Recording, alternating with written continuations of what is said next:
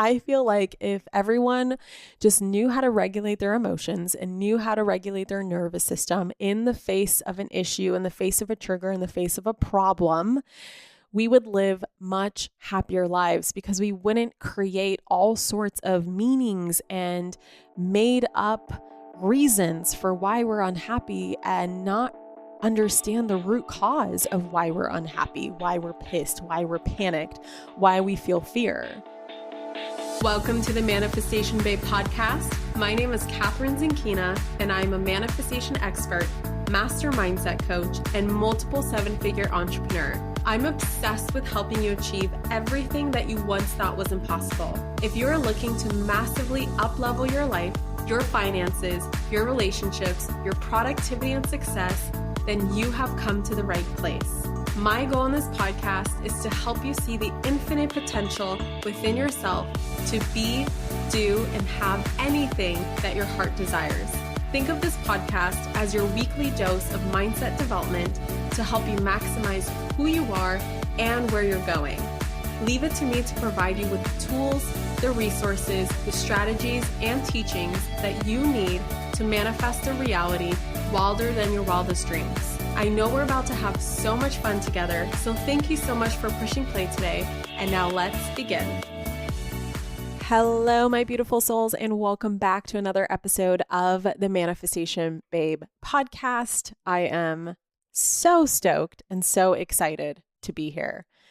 You're going to laugh because just 15 minutes prior to this episode, I was not happy and excited to be here. In fact, I was fucking pissed and I was processing a trigger. And so I figured, what better episode to record than to literally share my process with you? A very important life skill that I wish I learned in school, but unfortunately I had to self-teach myself this skill. I had to go through my own made up education, my own curated education on the internet through books and courses and coaches and therapists. And oh my God, so many years of doing this work to finally come to a place where I have a go-to process on how to heal a trigger in the moment that it's happening. I feel like everyone needs to know this. I have a step-by-step process for you, and I just want to be of service and helpful for you and give you something practical that you can implement in your life. That is, of course, easier said than done because when we're triggered, we stop fucking thinking. And sometimes we're like, I don't even give a shit about what the process is, right? I'm just triggered right now. And it takes some practice to get to this point where you can go through the steps, the step-by-step process of how to eliminate a trigger, how to heal it, how to dissipate it, how to resolve it, especially in the moment that it's happening. But I figured that if you had a resource where you can listen to something that will bring you awareness of what to do and what not to do, then the next time you can at least implement one thing at a time. And I promise you by the 5th, 6th, 7th, 8th, 9th, 10th trigger that you process, you'll be able to go through these steps and actually feel amazing on the other side, like I do now.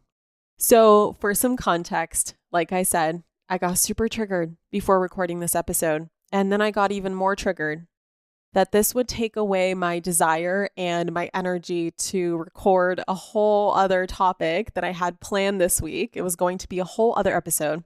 And so I went through the whole motion of regulating and resolving my trigger based off of everything that I've learned up until this point and going through my go-to process. And then halfway through my go-to process, as I started to feel better, I had this aha moment where I was like, wait a second, this is what the episode is supposed to be. This is what I'm going to share with my people. So here we are. And now I feel amazing. I'm sure you can tell by my voice. I'm not pissed. I'm not anxious. I'm not angry. I'm not triggered. I feel great. So before we dive in, if you haven't yet downloaded my free resource, my free ebook for anyone who's interested in manifesting more money and calling in more abundance into their life, I made an ebook sharing the 14 money beliefs, principles, and practices that have made me a millionaire and will make you one too. you can go ahead and download that if money manifestation is on your list of things that you want to manifest this year by going to manifestationbabe.com/moneybook. And then I'll also put the link in the show notes. Of course, if you don't want to type that out and you just want to clickaroo and go to the link and go to the page and download that, that's totally fine with me. So you can find that in the show notes. Okay. So I'm going to share with you my actual real life go-to process of how to heal a trigger in the moment that it's happening and how to actually regulate your nervous system and tell your brain that you're okay when it gets activated, when your body has this response through your nervous system of like, whether it's anger or panic or frustration, so that we can then make better decisions in our lives that are actually in alignment with our most calm and collected selves, which is what I call queen energy. So the queen within is just that calm, super certain, super collected version of yourself who just can make regulated decisions. And those kinds of decisions are going to lead you to actually creating your dream life, not the decisions that come from anger, come from frustration, come from panic, because again, the energy in which you take an action in will determine the result of that action. So if you're taking action from an unregulated, dysregulated state, then guess what? You're going to create a dysregulated life. We don't want that happening. So some context as to the inspiration behind this episode. I got triggered this morning that I walked into my podcast studio, aka my office. My husband said he's been working on it yesterday, the whole day. And so I walk in and it's not set up the way that I want it. And I got pissed. I got really triggered. I got upset because here I am. I'm ready to go. I want to record in my new spot, my new setup, and it wasn't ready. And then I could just feel my anger. Like I went into that space of like, obviously, saying not so very nice things to my husband. Things that I'm not proud of, things that we say in that state. And then I got even more triggered and more upset with myself. Then I got pissed at myself because it's my husband's birthday. It's his 35th birthday. And here I am yelling at him on his birthday. Then I'm pissed at myself. And then I got even more triggered that now I'm here to record a podcast episode. And I don't want to be pissed and upset as I'm talking on my podcast. I don't have the desire or energy to record anything from that state. So now I opened up my morning because we have other activities going on. We have a toddler to be with. We have a birthday dinner to attend. There's other activities to go on. And I want to make sure there's an episode that goes up on Monday. And here I am pissed and I don't have the energy to do so. So then I worked through it. I realized this is what the episode's supposed to be about. So here's what I did. Here's what I always do when I feel triggered. You can apply this to anything. So in this case, me being mad at my husband, it can be anything. Okay. So first things first. So awareness is key to everything. Awareness is part of every single process when it comes to personal development, personal growth, manifestation, right? Awareness is everything. So first things first is in that state of mind, you need to notice, you need to have a separation between the situation at hand and your physical reaction to the situation at hand, because you have attached some sort of meaning to the situation at hand. You've made it mean something, which then escalates it and then brings it into this downward spiral of feeling out of control. So for me, what I like to do is I like to say to myself, just creating some sort of a separation where I'm like, wow, my body is having a response to this right now. I'm going to need a moment to step away and to be able to think clearly. So I recognize that no good thing is going to come out of any decision that I make from this irrational response to this perceived threat at hand. So the next step is to actually give yourself a moment to step away. Again, this is easier said than done because sometimes I'll find myself coming to this awareness after some damage has been done.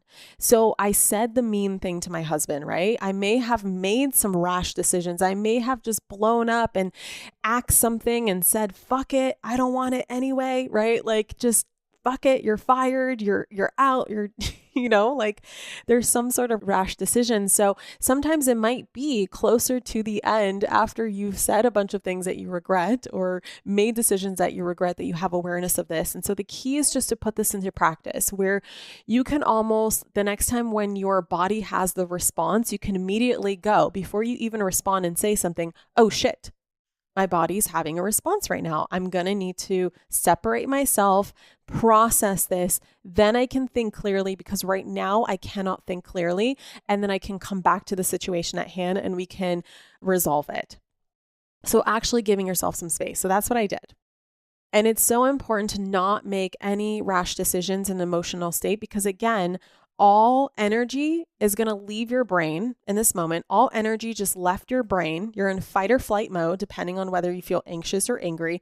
All energy just left your brain. It moved into your body and it is there to mobilize your body because in the case of a real threat, like a saber-toothed tiger, you either need to run really fast to run away from the tiger or some other situation where you need to defend your family or whatever, and you can't run away. You need to fight the threat, right?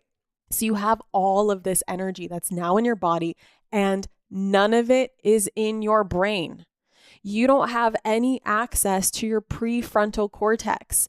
So anything that you're about to do, 99.99999999999% of the time, you're gonna regret your decision anyway.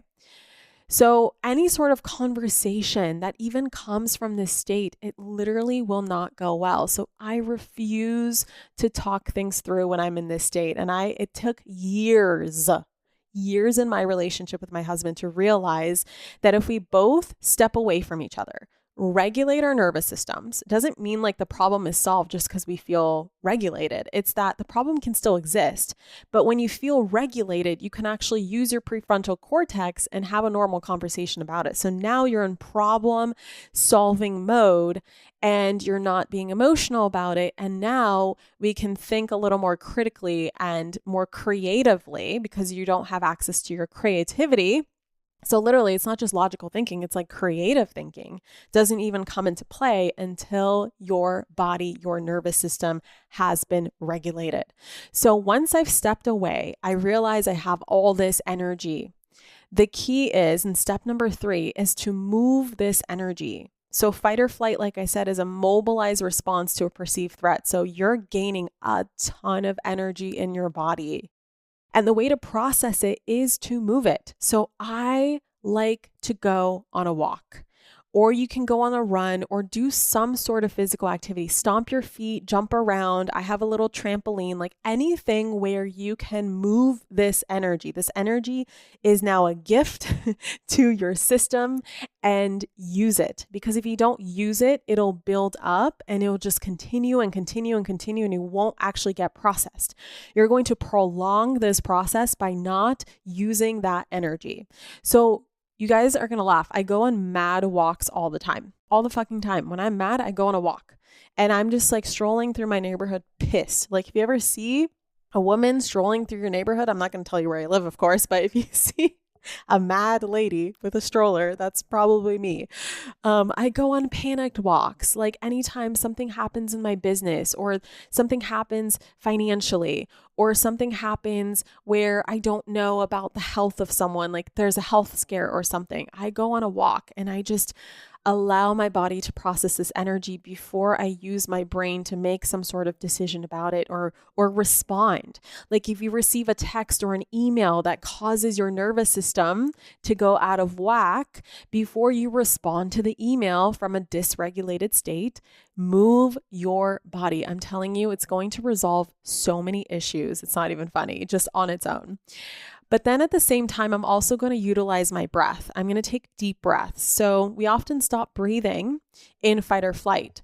And as we breathe, because we have these like very shortened, quick breaths, like we're almost panting in fight or flight, you want to trick your brain into telling yourself that you are safe by sending a message through your breath. Because only when we're safe do we breathe deeply.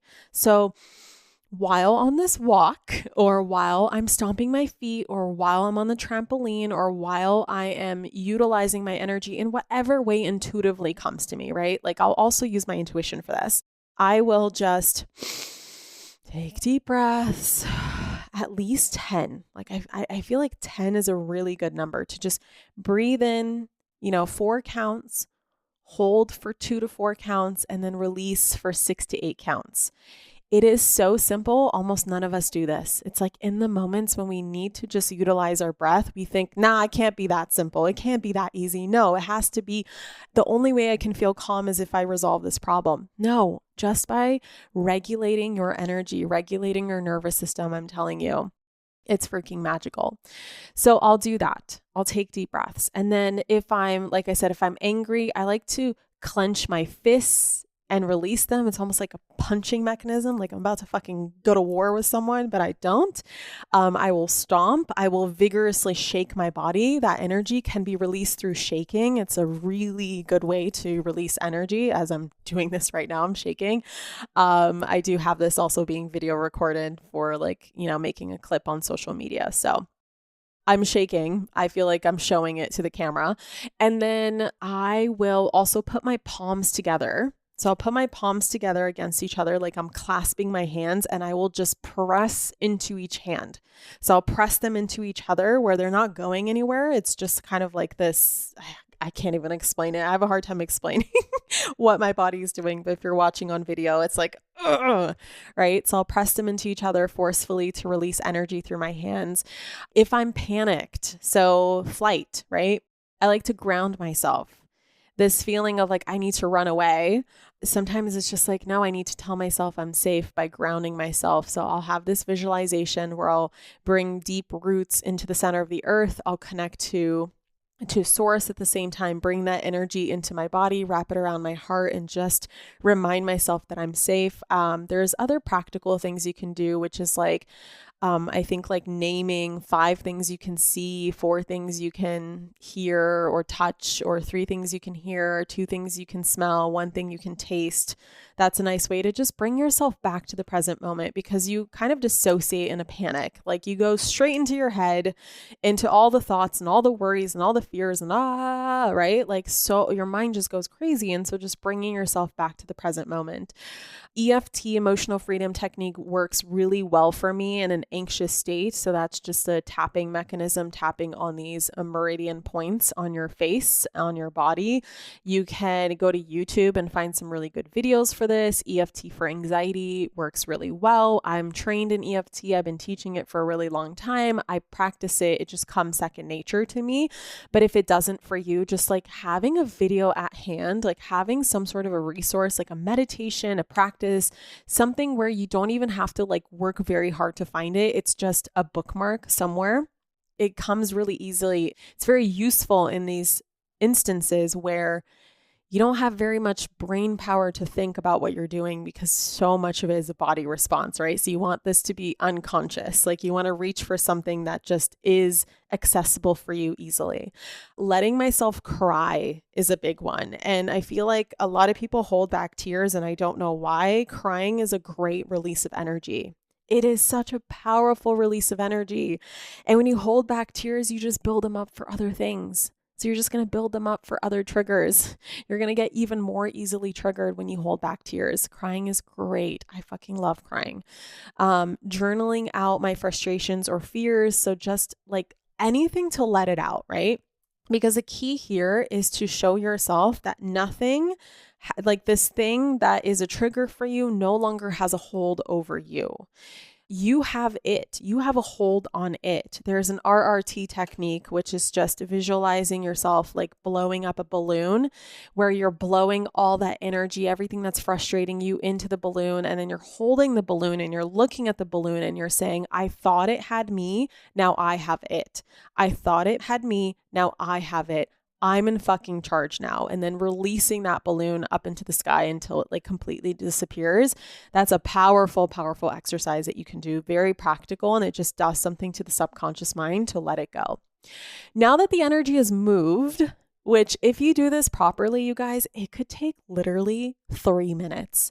It could take 5 minutes. I would give it 10 to 15 just to be safe. So at least 10 to 15, sometimes even 20 before I come back to the threat. Okay, so if the threat is an unexpected bill, if the threat is your partner, if the threat is a mess, if the threat is your child, if the threat is whatever it is, give yourself time, at least 10 to 15 minutes before you come back to it. Do not come back to it until you feel better. Okay, and if you don't feel better yet, keep moving the energy, because only then can you address the problem. So then you can really tune in and ask yourself, like, what about this actually got me triggered? What about this is actually the root cause? Is this something that is a compounding effect from something in the past? Like maybe I haven't resolved the root cause trigger, and this is reminding me of an old trigger. There's some sort of unhealed resentment, unhealed fear from the past that I'm now projecting onto the situation. It's like the remnants of that old situation being projected on here. And then if it is, obviously doing the work and healing that old resentment. So if there's an old resentment with my partner, then I'll address that and be like, hey, I'm so sorry for the way that I reacted. I realize that it's actually this thing from 4 years ago. Can we talk about that? And when both of you are in a regulated state, guess what? You can talk about it and you can actually resolve it. And then if it's something that isn't in the past and is something new, then you can now critically think and how to resolve it. What steps need to be taken to ensure that it doesn't happen again, and then solve it. Do what you need to do. Put the steps in motion.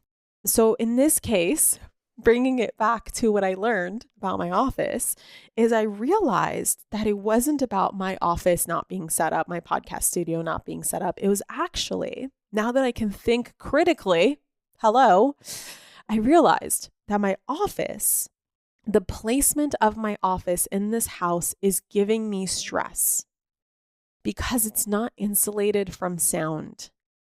And I've been really stressed because I have to tell my whole family to shut up every single day, which you can imagine, the toddler, it's not the easiest thing in the world. I feel like I need to control the gardeners. Oh my God, the gardeners came. Now I'm going to hear them. Oh my God, my neighbor's gardeners are here. Oh my God, a huge truck just drove by. And I do a lot of meditation creation for my courses. There's, some audios, like I understand a podcast, like what big deal is it? It's okay if there's a little sound.